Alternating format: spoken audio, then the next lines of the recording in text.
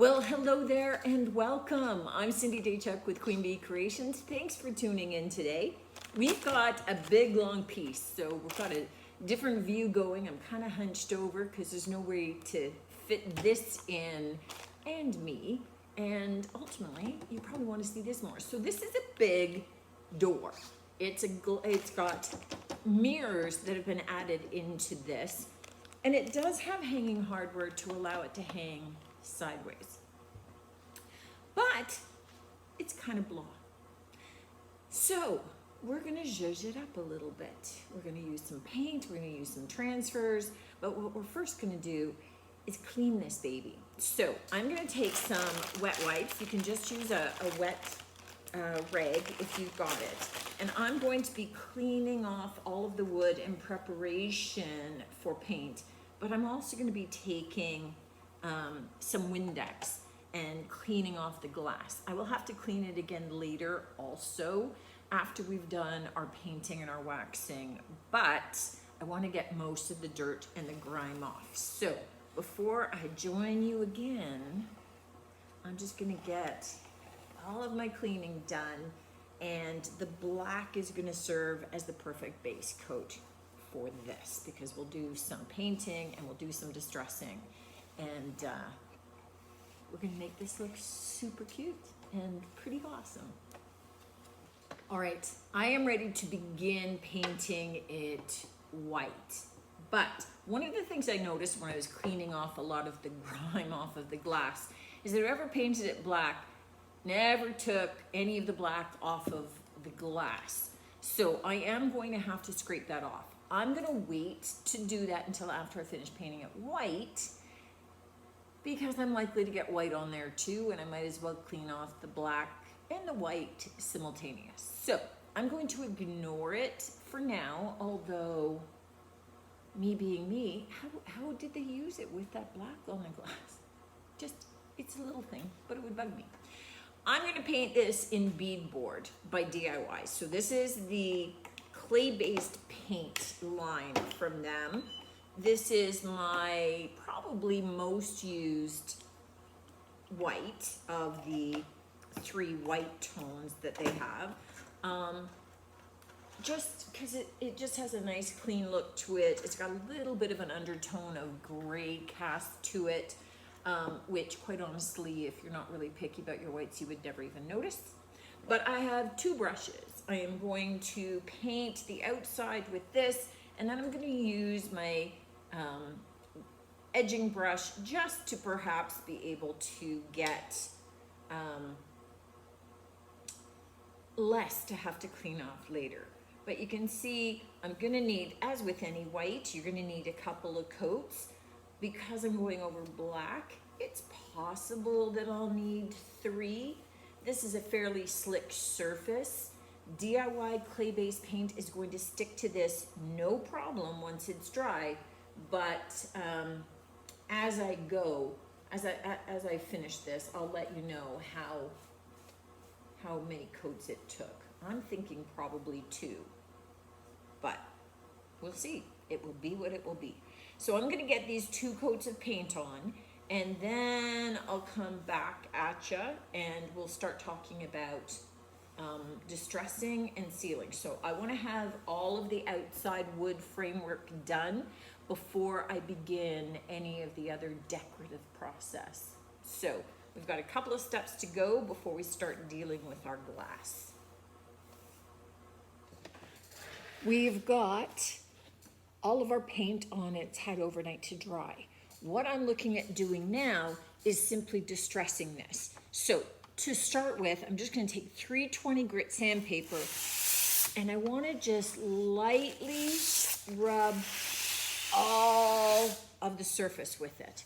That's gonna take off all of the highs of the paint. So just these little microscopic pieces of paint that are kind of sticking up. So it makes it smooth to the touch, and this is still slightly rough. So it's just going to be able to work that out. Then I'm gonna go back over it, and in places distress with this and or wet distressing with my baby wipe, right? So depending upon how much of the black I want to show is going to depend upon whether I'm using this. But that's all I'm going to do right now is get all of this lightly sanded. I can use a sanding block to do it if I'd like. This is mostly worn off, so it's really doesn't have much surface, but I want to smooth all that out and then kind of wipe the dust back off of it. Then we'll come back for the next step.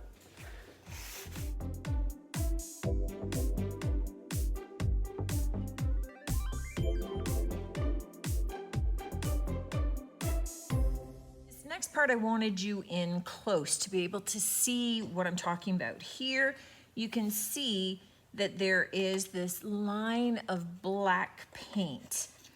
It's the reason why I didn't bother to tape off the glass or put cards under it. It didn't matter if I had any kind of over paint going onto the glass because I already had to try and get rid of the black over paint.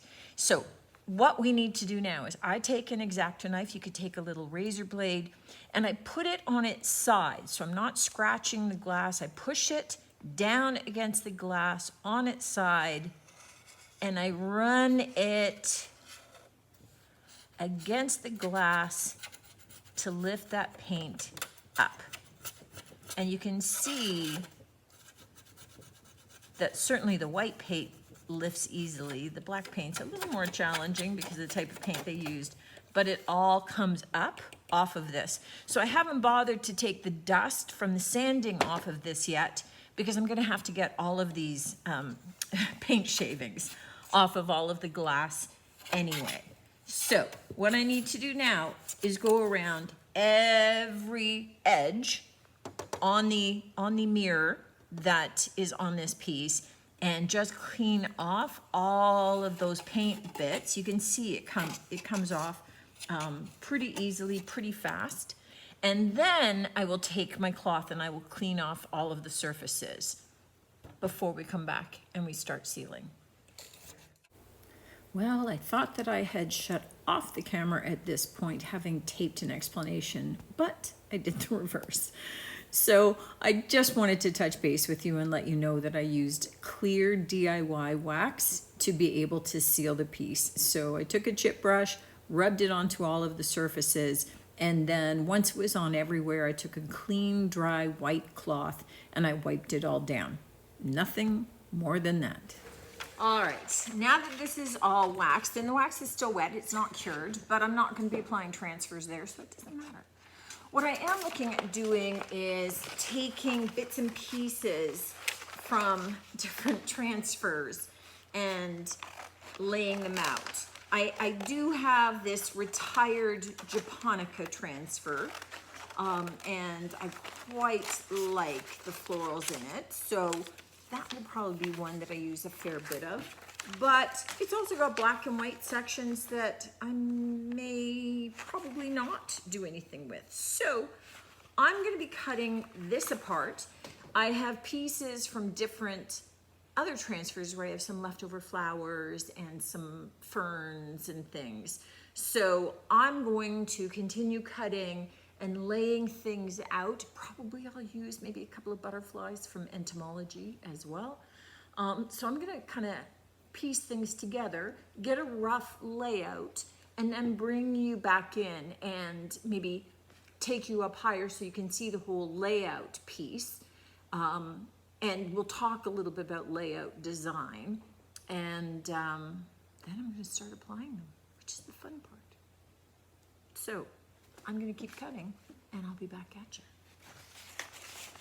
Okay, this is our rough layout. Now you'll notice I go tall on the ends, so very tall on either end, and a little bit taller in the middle, and then lower in between. So that gives us the opportunity to kind of create a bit of movement in the pattern so it doesn't look so static. If it was all flowers here and all flowers there, you know, it'd be okay. But when we go from high to low to high to low to high, that kind of flow gives the eye more to be able to look at, right? It makes it more interesting for the eye and it enjoys it more. So once we have a pattern and once I have these on, it gives me a better idea of do I want to add a little bit more in here and there-ish, right? Hard to tell because we've still got the white backing on.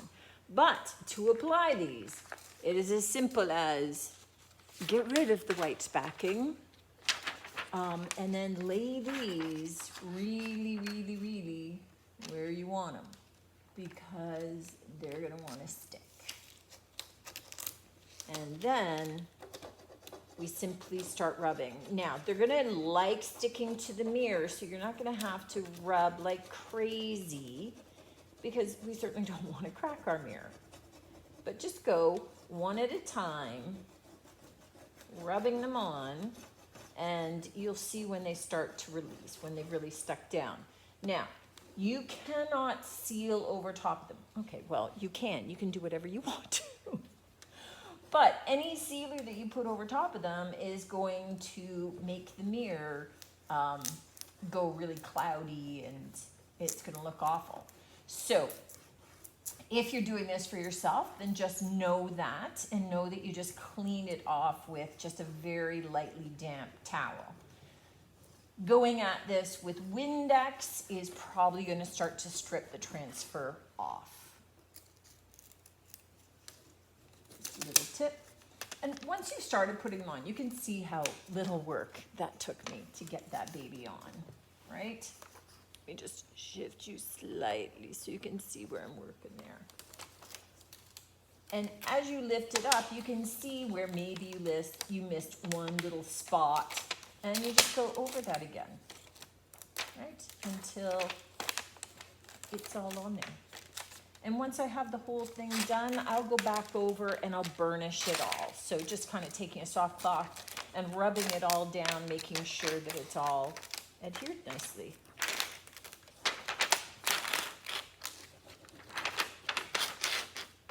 Little bit of a leaf. Look how nice that's going to look on the mirrors. So exciting. Okay. So I am going to continue getting all of this down and then seeing about maybe finding a couple of butterflies somewhere and then I'll come back at you.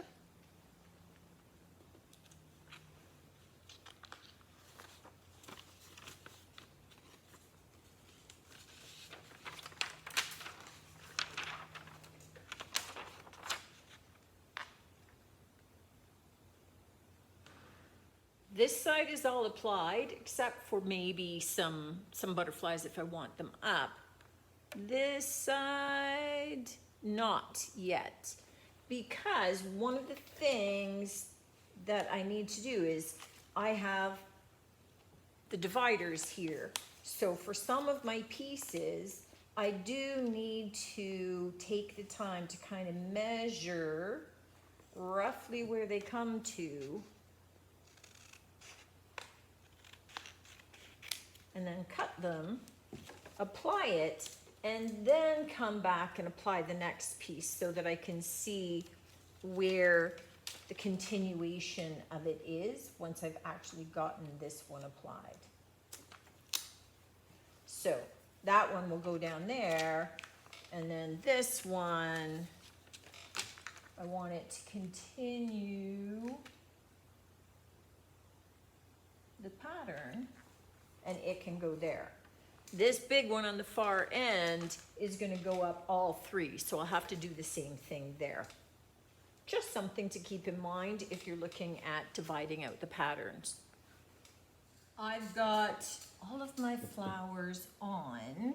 I'm just going to attach two little butterflies. These two came from the brocante transfer. I can't find the rest of my entomology. It's in here somewhere. But brocante had some cute little butterflies, and I just was adding two. More than that, I think, is overkill. Just to have them kind of flying in there, enjoying the flowers. I'm done. Okay, so this big mamma jamma, it's already wired to be hung. I'll probably switch it out because I don't like this wire coming up above it. So I'll take the eye hooks out and add a couple of really big sawtooth hangers on here. But I love this. This is so much cuter than that big black door that we had. And I wanted to give you an idea of, you know, there's all kinds of antique window frames. Pop a mirror in behind. Usually you've got old mirrors somewhere. Take them as they are, paint out the frame, get it from the thrift store. It's just such a cute, airy kind of look for your wall. I mean, this can easily be hung over top of a couch, but it would also look wonderful on a long hallway where you needed to take up a bunch of space because it was looking pretty barren there. It's just nice, cute, fresh. I hope this gets you looking at mirrors differently, if nothing else. As always, you can get the paint and the transfers that I used on the website, queenbeecreationshome.com. Love to hear from you. Let me know what you think of this one. And until next time, take care.